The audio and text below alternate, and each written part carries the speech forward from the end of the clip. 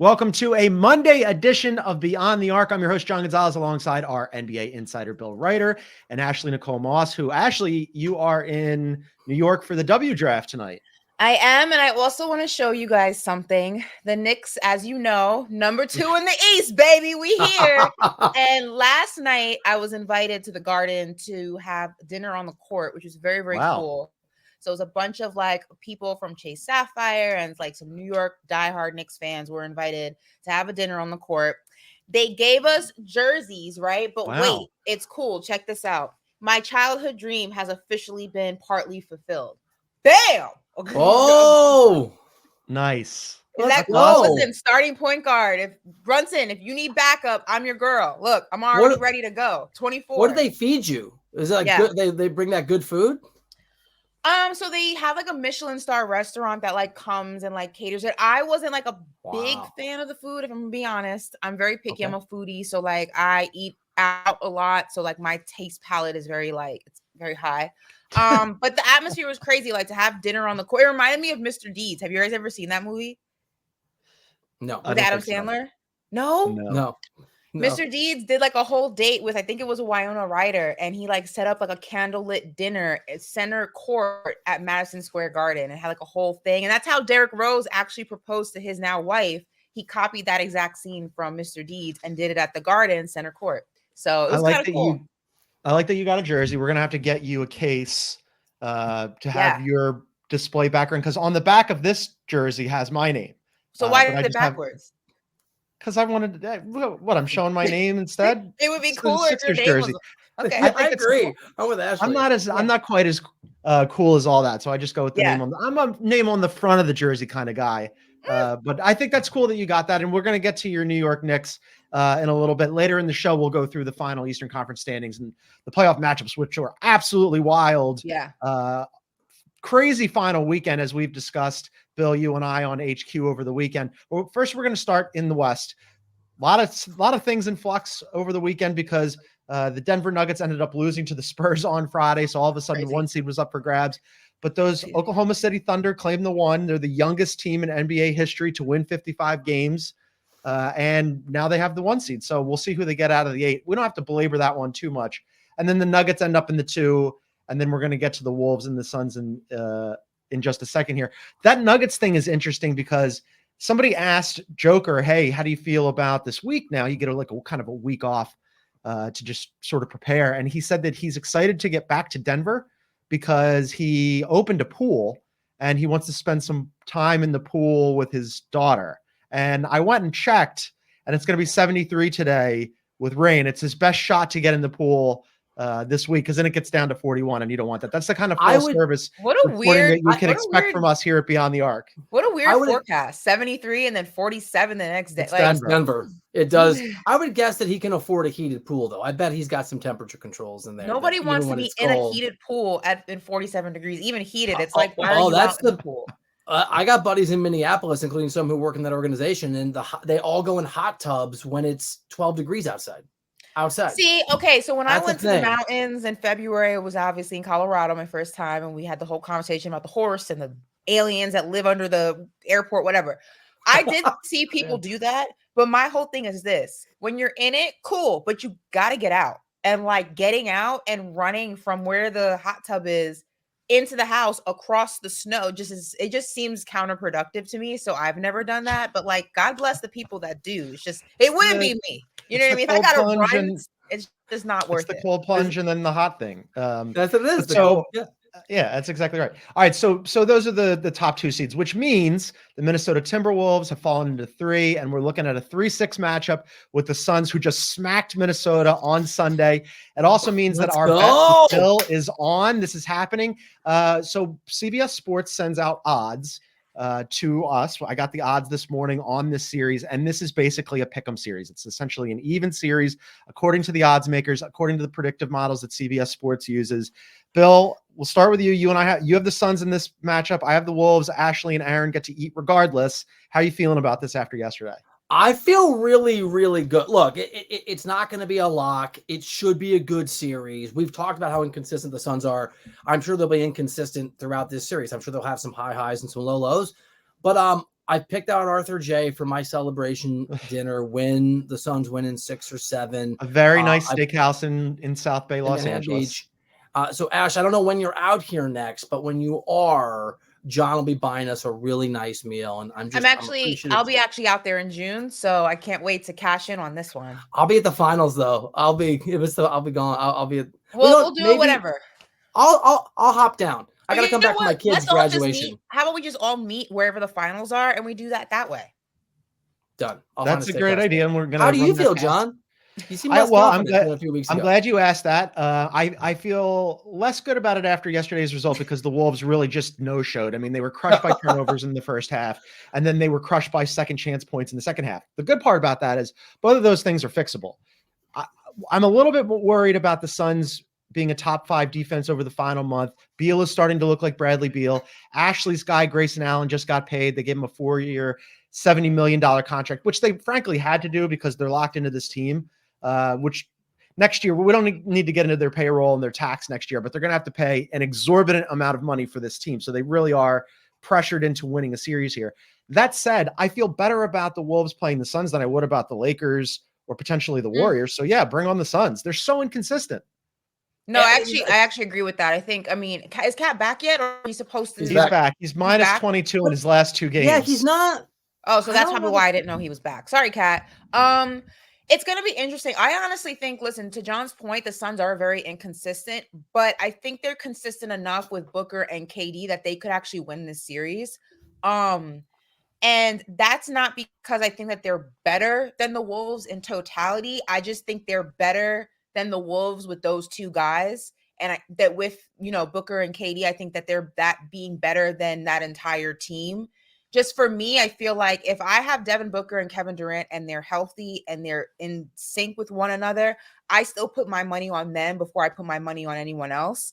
But it's definitely going to be interesting. Cat being back and being minus 22 just kind of pushes to the point that like the Wolves play better without him. So it's going to be interesting to see how they play with him, especially in the playoffs. When I say play better with, let me rephrase. I think that they played well without him. They played well without him. Yes. There's a higher ceiling with him. They have a higher ceiling with him because of everything he can do. For sure. But I do think the big winner here is not me or John. Well, maybe it's you and Aaron, Ashley. I think it's Denver. I mean, the Nuggets being at 2 as it all shakes out is the perfect way for it. If the Nuggets could have calibrated everything exactly how they wanted, this is the way that you want. I'm not worried about the Suns or the Timberwolves if I'm Denver at all. It's a great bracket for the Nuggets. Well, I mean, and we're going to get into the Clippers Mavs series, but the Mavs did everything they could to make sure that Denver was on the other side of the bracket yesterday. They basically, I'm shocked they even bothered to show up. Yeah. They ran out just like a bunch of G leaguers out there and got absolutely. They asked me to play. Yeah. Before we go to break, I just got to say, if the Suns lose to the Timberwolves, yes, I understand the Wolves are the better seed, but you have Kevin Durant and Devin Booker. You would put your money on those guys 9 times out of 10. I think that's a fair assessment to make. The Suns lose this series, they will never live down the failed experiment of Phoenix like ever again. Like Kevin Durant will never live this down if they do not come out victorious. I'm glad that you brought that up because we are going to take a quick break, but I want you to think about this while we take the time out about who would be more disappointed if they lost the series, because high stakes for both of these teams. We're going to get into that after a break. That's next.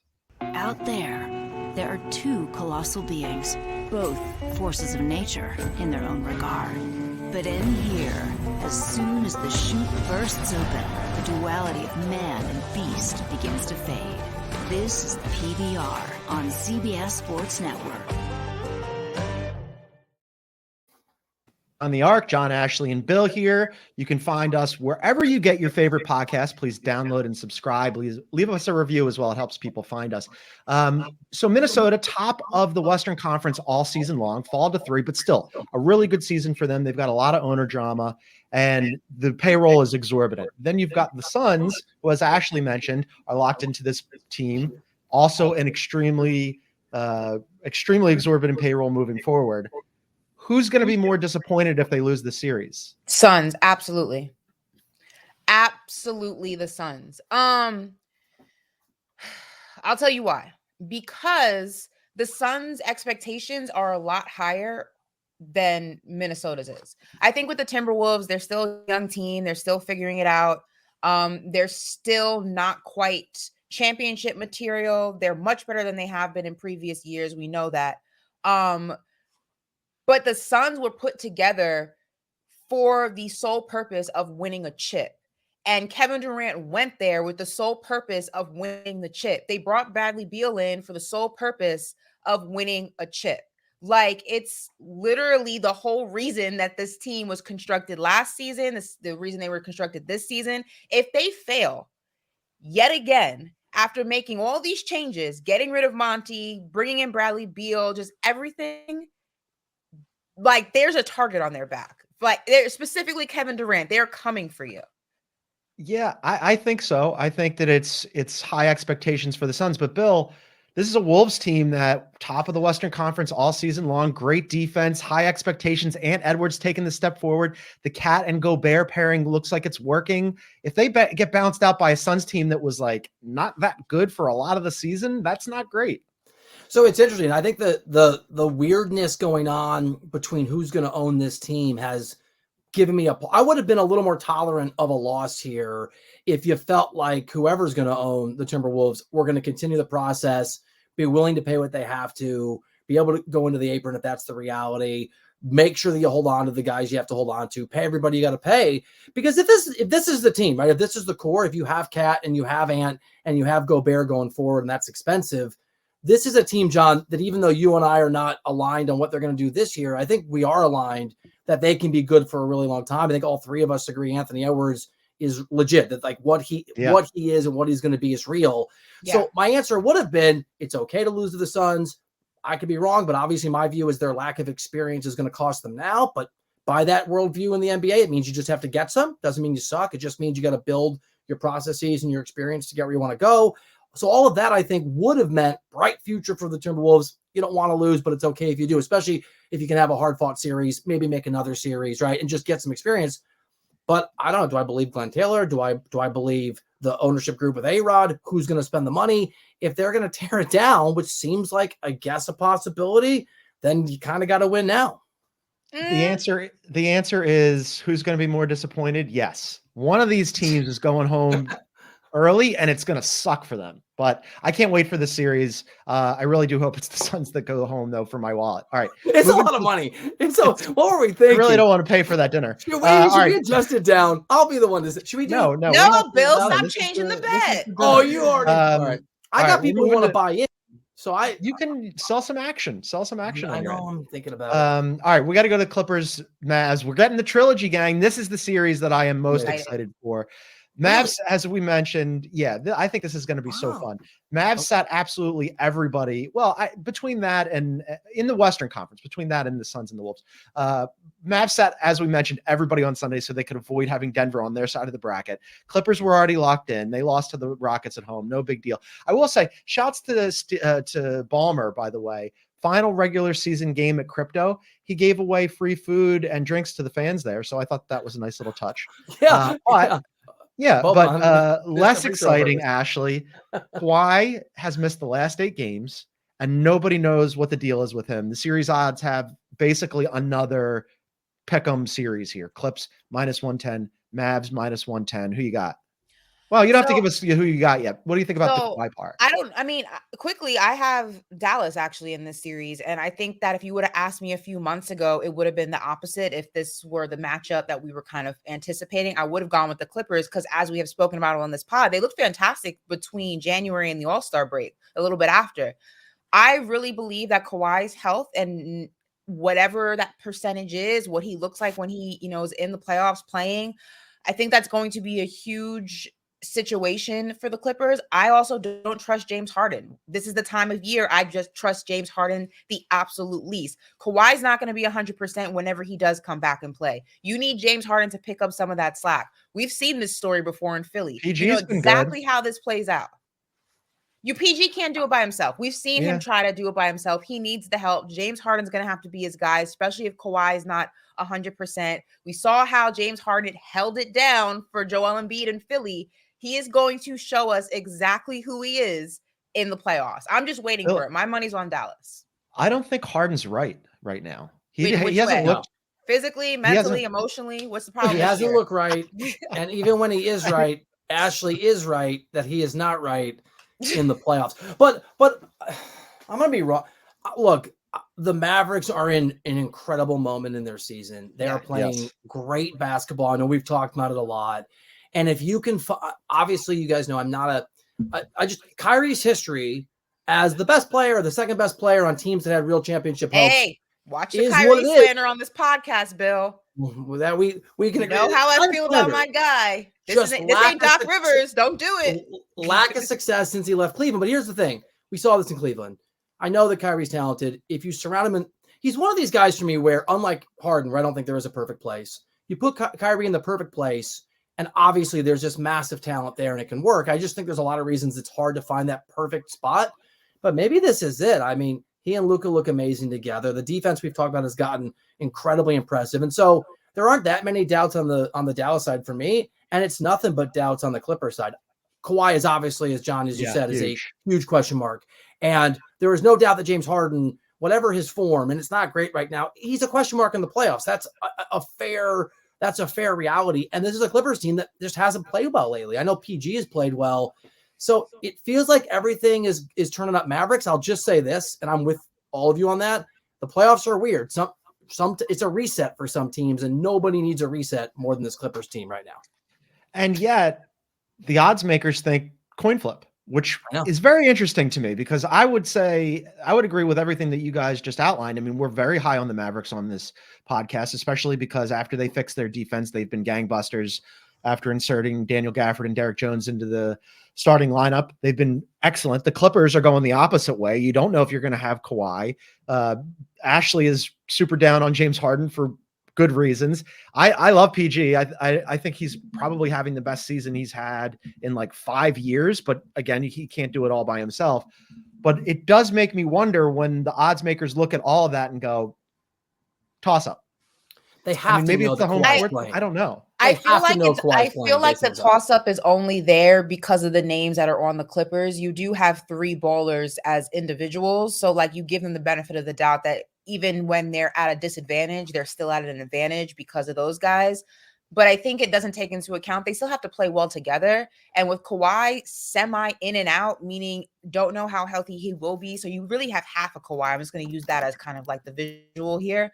You put more pressure on James Harden. We know who James Harden is. I get putting stock in the names and the star power, but I don't know if I'm putting stock on the three of them as a unit, especially what we've seen in the last month and a half from them. They look bad. I get what you're saying, and I would agree with almost any analysis, but Vegas doesn't care about names. They just care about outcomes. I think they have to know. Vegas cares about names. Vegas is. Well, then why are you putting so much stock in the Clippers? What's the reason? What have they shown you in the last month and a half that you have all these like here's what it is. Clippers? Here's my best guess. Here's what it is. They must know Kawhi is playing. They always have inside information. Of course he's playing. You can't factor in, well, it's not an of course. I mean, it's not if he's playing, it's how healthy will he be when he's playing. That's the real question. If he's playing and how healthy. Obviously, they think it's going to be thumbs up on both of those accounts. Because I'm with you, John. Those odds are startling. And Vegas it's something that we're going to keep an eye on this week. It's going to be very interesting. All right, we're going to take another break, and then we'll quickly touch on the play-ins in the West, and then we'll move to the East right here on Beyond the Arc. That's next. The Scudetto, where the soul of Italy meets the pinnacle of calcio. Catch Serie A on CBS Sports Network and streaming live on Paramount+. Back to Beyond the Arc, John, Ashley, and Bill. Guys, we're not just a podcast. You can also find us on YouTube. Check out our page, Beyond the Arc CBS. Subscribe to it. Hit the like button. Leave a comment. And a little breaking news for the listeners. We're also going to be making our CBS Sports Network debut this week on Wednesday, so you can check us out on television as well. See their smiling faces. All right, real quick, let's run through, because we're gonna do most of the play-in Western Conference stuff on Tuesday, because that's when the games are. But it ends up as the Pelicans and the Lakers. And man, the Lakers smacked the Pelicans on Sunday. They don't have to get on a plane and go anywhere because the game is in New Orleans again. And LeBron James, by the way, for you two, This man is 39 years old. He went for 28, 11, and 17 with 5 steals. He is just the 5th player in NBA history to do that. He's 39 years old. It's his 21st season, and he just sunned Zion Williamson. Zion's like, I'm having a great season. I'm going to the playoffs for the first time. And LeBron's like, hold on, still my show. Yeah, that was 2016. If I have the dates right, when LeBron should have been the MVP for the second time in NBA history in the finals of a series a team lost. Remember when he was doing 30 and 14 and 11 and 5 and 3? But this is this is 8 years later, Ash. This is why, actually, it's one game, and we saw this in some of the games on Friday. Anything can happen because a team can shoot 58% from the 3-point line on a random game, right? And it can be over. But assuming normal outcomes and normal games, I love the Lakers for the reasons John said, because LeBron's still LeBron and Zion's still learning how to be a star in these kind of moments. First of all, I know the league is very happy because we won't be getting the Warriors-Lakers matchup, which means 2 or at least one of these teams will be going deeper into the playoffs. So shout out to the ratings, Adam Silver. You did the thing. You got the calls, you put them in. I like how you move. But I'm actually not very excited about this Pelicans-Lakers series. I don't know about you guys. I personally don't feel like it's going to be any good. I could be wrong. But going to the LeBron thing, it is absolutely just insane. I was at the last Lakers game with producer Aaron, and LeBron was visibly like not well. Like he was not feeling well. You could see him on the bench. We were literally across from him, and you can see like at breaks, he was like laboring for breath. He had like a wet towel like that he kept pressing his face with. He just kind of was like dozing out on the bench. We still watched this man drop 30 plus. Like with whole flu-like symptoms and just like not feeling well, literally throwing up before the game, went out there and just dropped 30 plus on the Golden State Warriors. Obviously, the Lakers still didn't win it, but it's just impressive to not only be able to do that in general, but to be able to do that at 39 years old consistently at the level he's been able to do it. It's just like we're in awe. I'm in awe like watching him play. And I'm not like a diehard LeBron fan. Steph's my guy. Kobe was my guy, but it's just incredible watching LeBron do what he does. I actually think the Lakers can win this series. John, I have a question for you. I mean, I know you want to win this game, but do you really want to win this game if you're the Lakers? Because that's the prize, is the Nuggets. I am glad you brought that up. And I was going to save this for tomorrow, but a little preview for today. Okay. There's a world where it's not the worst thing in the world if the Pelicans win this game and the Lakers are like, all right, we're going back to LA anyway. We're going to get a home game against whoever comes out of that Sacto Golden State matchup.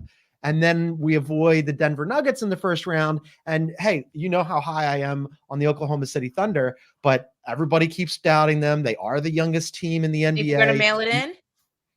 I'm not saying that they're going to mail it in. I think that they're going to try to win the game.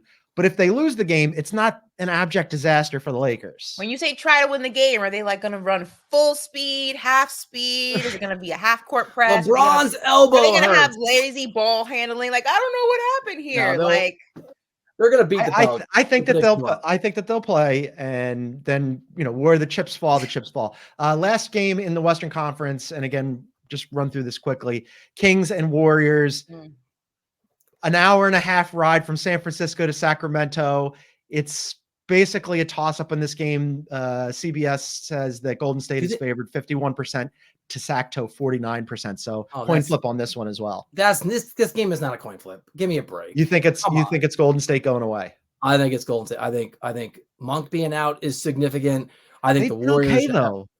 I know, but they've been okay. And their matchups, they bring each other to the wire sometimes. Like they fight to the mat on this one. I want to throw 2 things past you. Warriors have been awesome on the road, as we mentioned. They've won 17 of the last 21 on the road. They have the 7th best defense and the 10th best net rating since the All-Star break. And I'm with you, Bill. On the face of it, I look at this and I go, this has got to be the Warriors, right? Especially because they lost Monk and Huerter. But somehow the Kings like plugging along. Yeah, best offense. They're still good since the All-Star break. They're just like, all right, this sucks. We're going to keep playing. I think it's going to be closer than maybe we would think on the surface. That's all I'm saying. All right, so no 10 seed has ever come out of the play-in. It's not like we've been doing this for 31 years, but no 10 seed has ever come out of the play-in. And so I'm bad at dates because it was 2015 when LeBron and the Cavs lost without Kevin Love and Kyrie Irving to the Warriors in 16s when the Cavs won. But I think it was 3 years ago when the Warriors got eliminated in the play-in situation. Now they lost 2 in that situation, but there is a world, right? Like yes. And it's also, by the way, guys, I know we're going to hit this more tomorrow. They should be coin flips because anything can happen in a high-powered offense like the Kings. You have one great offensive night and you shoot really well, a little bit, above what you're supposed to do. And it's one game. You can win it. One game. All right. That's the Western Conference. We're going to move over to the East. We're not going to spend any time on the Boston Celtics. They're the number 1 team in the Eastern Conference for a reason, have been for a while. But can I tell you guys real quick?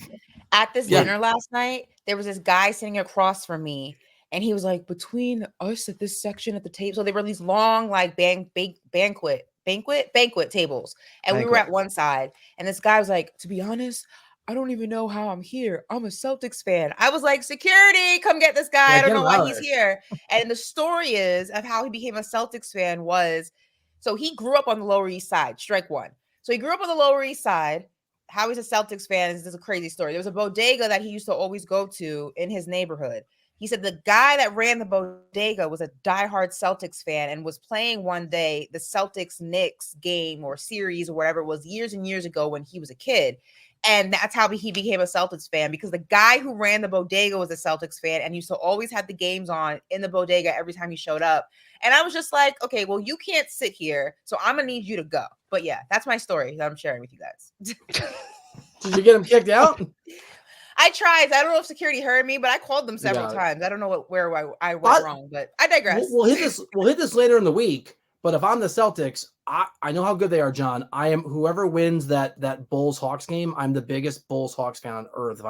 I do not want to play the loser of the Sixers Heat game at all. Yeah, you definitely don't. But also you don't want to play the Celtics either, because whoever comes out of that, you're like, oh well, this is an absolute disaster. But we are going to take another quick timeout, and then we have to get into the team that Ashley supports, where she was eating at a banquet table on the floor. This 2 seed, I can't believe it. The New York Knicks. Yeah, baby. We'll do that next, right here on Beyond the Arc. Out there are 2 colossal beings, both forces of nature in their own regard. But in here, as soon as the chute bursts open, the duality of man and beast begins to fade. This is PBR on CBS Sports Network. All right, back on a Monday edition of Beyond the Arc, and the 2 seed was in flux on Sunday. A lot of moving parts. We're going to get to what happened with the Bucks and the Cavs, who did not cover themselves in glory, but the Knicks did the opposite thing. They won in a 1-point win over the Bulls in overtime. Ashley's hanging up her jersey there. She's very excited about it. Brunson went for 48-7. They've won 5 games in a row. It's their first 50-win season in over a decade. It's their first top 2 seed in 3 decades. They could have tanked out of this to avoid the Sixers and the Heat win. They did not. They went the opposite way. Nope, that's because we don't duck smoke in New York. What John Moran say? We run up the chimney. I'm very excited. I'm my dad was kind of like saying like we may see the Heat again. I actually think that it's going to be the Sixers. I think the Sixers are going to take care of Miami. I don't think Miami has the gravitas to beat this Sixers team, even with Joel Embiid being kind of like a question mark sometimes. I think it's going to be Knicks Sixers, and I can't wait. The 2 most toxic fan bases going at it. It's going to be a bloodbath. Oh my God. I wanted to be Sixers so bad for you two. The amount of curse words you're going to be hearing, the amount of fights that are going to break out is going to be the 90s all over again. It's going to be phenomenal. I cannot wait. I'm so excited. I don't know how much easier 3 is than 2. And John, I know you and I have hit this on HQ, how good the Pacers have played. Here's my bold prediction. I think it's whoever wins the 2-7 is making the conference finals. That is going to be, and by the way, it could be Heat, it could be Sixers. I'm with you, Ash. I know we'll do predictions later. Both the Sixers and the Heat are good enough in the right situation to make the conference finals, regardless who they play. You don't want to play Boston. And so are the Knicks. Those are 3 teams for me that are all outstanding. Obviously, the Knicks have been more consistent. They have the 2 seed, but I mean, the Knicks can win that series, but the Sixers and the Heat are both. The Heat are not making the conference finals. They're not. They can. They're not. If I'm the Knicks, credit to the Knicks, because there were some other teams that we're going to talk about in the Eastern Conference who did not play their guys yesterday and actively tried to tank out of the 2 seed. And the Knicks were like, That's not who we are. That's not who we've been all season.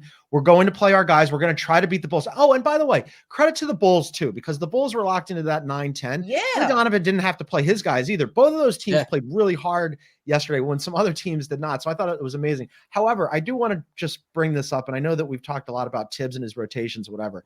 He played 4 of his 5 guys. They don't have to play until the weekend, so they get some rest. But he played 4 of his 5 guys, 4 of his 5 starters, 40-plus minutes. Afterwards, OG was limping a little bit, and Tibbs was asked about it. And they're like, hey, Tibbs, you really played a lot of minutes for OG. He was limping a little bit. I'm going to give you his quote. He responded, quote, everyone has a little limp. If you're playing hard, you got something. I mean, Jesus.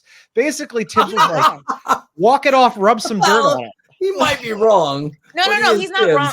He's not wrong in the sense of like, and I say this all the time, like when you talk about this part of the season, nobody's 100% healthy. Like when we talk about health and like a healthy team going into the playoffs, everybody has bumps and bruises at this point in the season in some way, shape, or form. Just some are more severe than others. It's a long season. You take a beating. It's 82 games. Like it's not a cakewalk. Nobody's 100% healthy. Everyone's back hurts, knee hurts, something's cramped up. Like it just is what it is. So to his point, if you're playing hard, you're going to have something that's wrong with you, especially at this point of the season. It's not the end of the world. I just think he's basically saying it's not like he's the only guy who's going to experience it. Like, don't make it a big deal. I agree with that. And again, to John's point, they don't play again until Saturday. You better play all your guys. You got like 5 days off. You're going to play. Sorry, we're not mailing it in.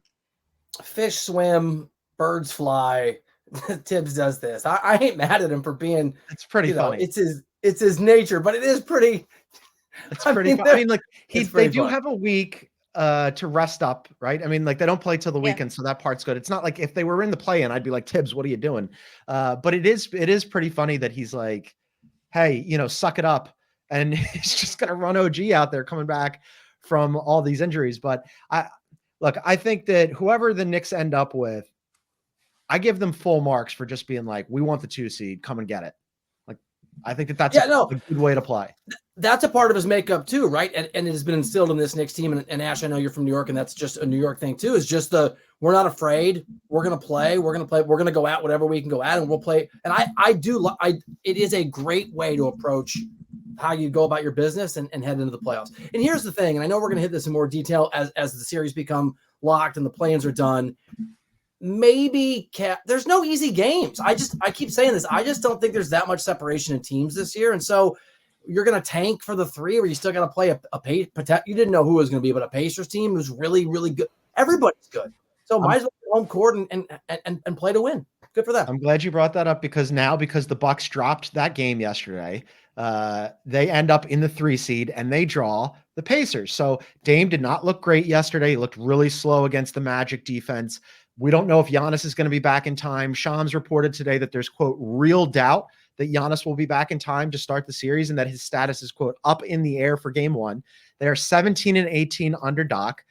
Pacers offense is humming. As soon as I saw this, Ashley, Bill and I were talking about it on HQ last night. And like, I don't know that this is a better scenario for the Bucks to play the Pacers than to play the Heat or the Sixers, because during the regular season, Pacers smoked the Bucks. They were 4-1 against the Bucks, and the Pacers offense is cruising right now. Here's something. Since the All-Star break, the Indiana Pacers have the 4th best net rating in the NBA behind only the Celtics, the Nuggets, and the Thunder. They are cruising right now. No, they look good. I actually, like, joking about like not ducking smoke or whatever. I actually didn't want to play them. If we're being honest. Who, the Pacers? Yeah. I didn't want to see the Pacers in a series. I feel like the Pacers, you never know when Tyrese Halliburton's going to have one of his games, one of his series. I feel like the Pacers are a lot tougher than maybe their record gives them credit for. Just the way they play, the speed at which they play. I'm interested to see how this plays out, because I think if anybody can upset the Bucks, if you're high on the Bucks, for me, I'm not high on the Bucks. I think that there's a lot of question marks with that team. Doc Rivers being the biggest one. I don't think anybody's high on the Bucks right now. I don't think anybody's high on the Bucks, but I think if you were looking at this in a vacuum, you would say Milwaukee should beat the Pacers. I actually am not 100% on that side of that argument. I think the Pacers could upset them and send Milwaukee packing in the first round. I really do.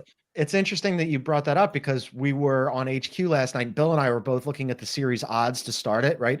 Bucks heavy favorites minus 245, Pacers plus 195. And both Bill and I were like, man, those are some good odds for the Pacers right now. Maybe we'll put a little bet on it. Bill, this morning I went and checked it out.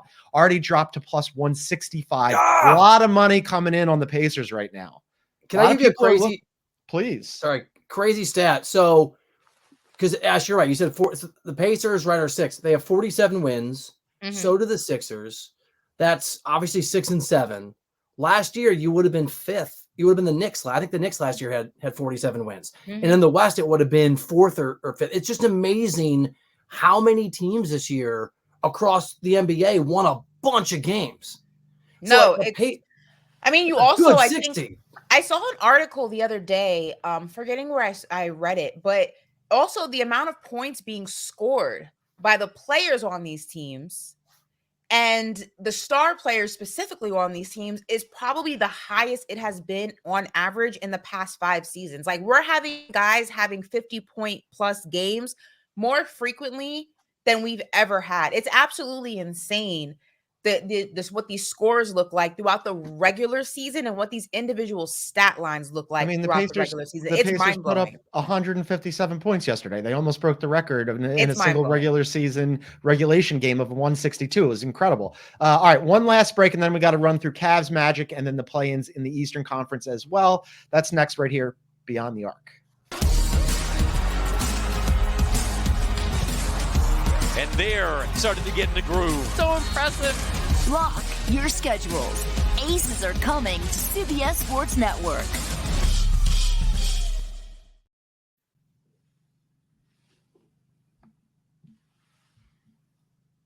All right, back on Beyond the Arc with Ashley and Bill.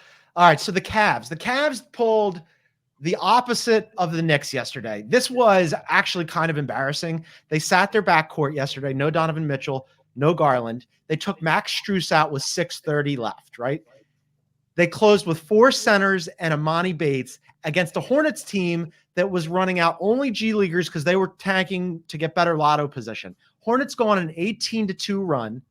And so the Cavs end up losing and falling down into the 4 spot because they basically signaled to everybody that they have no shot to beat the Sixers, or they had a shot at the 2 or the 3 yesterday. They have no so they basically were like, we're not going to beat the Sixers. We're not going to beat the Heat. Maybe we can win one series against the Magic. But even if they do that, gang, then they end up running into the Boston Celtics. Quite clearly, they tanked in a way that signals we don't like our team at all. Yeah, I'm sure Donovan Mitchell Ash is really excited to be a Cavalier. This has got to just Can I read you the quote real quick? Yeah. He was asked, like, hey, Donovan, like, clearly you guys, Bickerstaff was trying to say, no, we were just trying to play it on the fly, whatever, but clearly they tanked this on purpose. So they go, Don, what'd you think? And he said, I wanted to win. I don't know what else to say. I'm kind of mad we didn't. Not great. Rightfully so.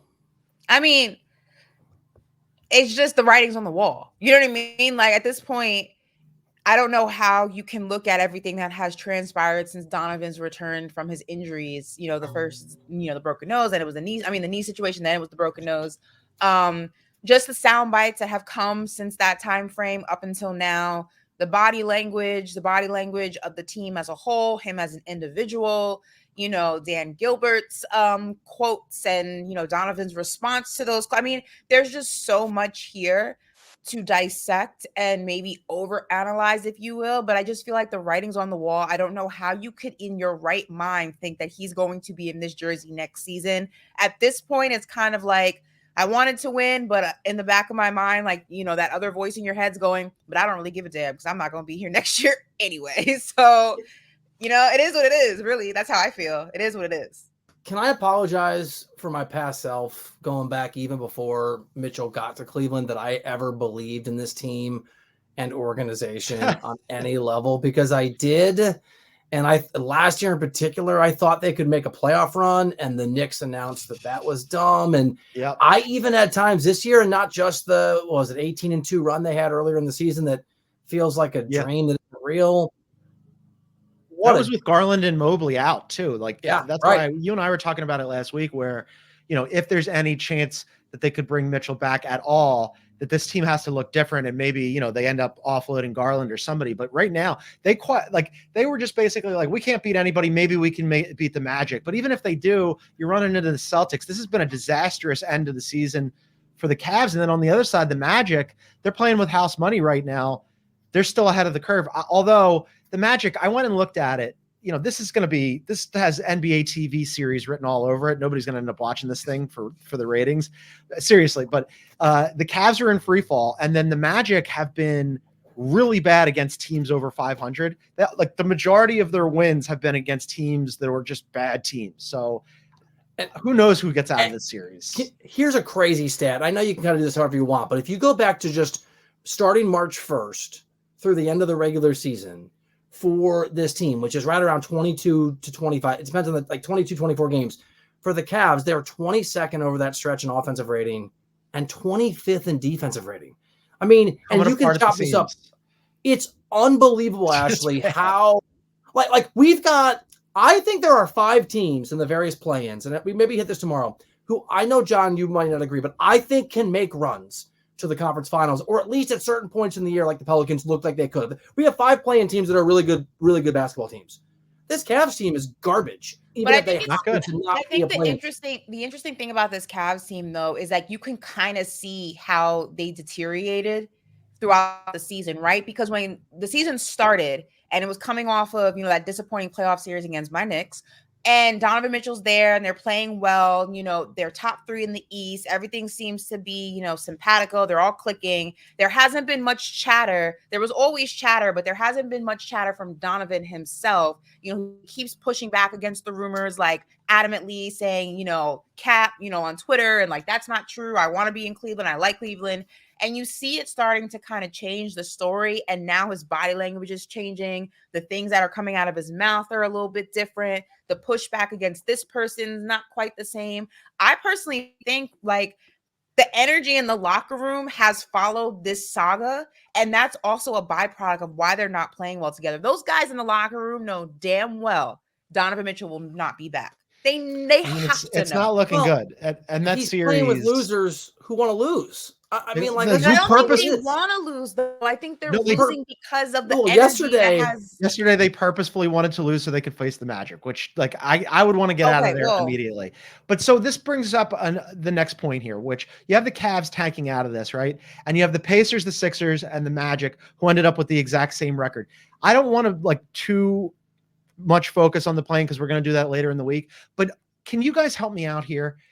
The tiebreaker is so stupid. When you have a head-to-head tiebreaker, seriously, when you have a head-to-head tiebreaker for 2 teams, or when you have 2 teams, it's a head-to-head tiebreaker, right? Mm-hmm. But for some reason, when it's a 3-team tiebreaker, it goes to the division winner. Now, if they had applied the head-to-head scenario to all 3 teams, it would have ended up with the Pacers as the 5 seed, the Sixers in the 6, and the Magic in the 7. But because they have 3-team tiebreaker goes to the division winner, Orlando won a much worse Southeast division than the Sixers are in, so they get to be out of the play-in.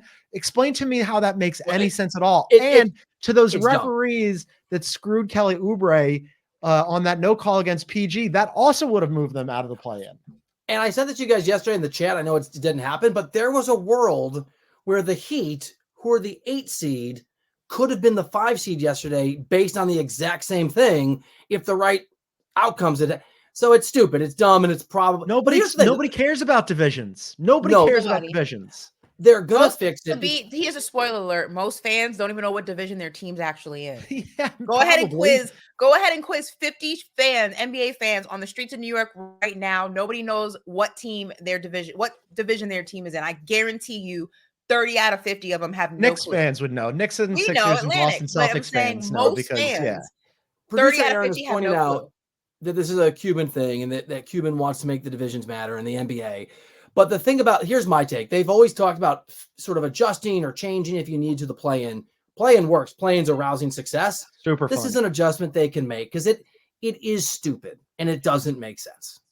And they'll probably fix it at some point. You can't tell me that especially with the way the Cavs went out, but whatever. You can't tell me that the Sixers and the Heat aren't a more dangerous and deserving team to be out of the play-in than the Magic. The Magic have had a fantastic season and good for them, but the tiebreaker is just so stupid. It should be head-to-head, and then whoever has the best record advances. It's only a conference thing now anyway. Divisions are dumb. Thank you.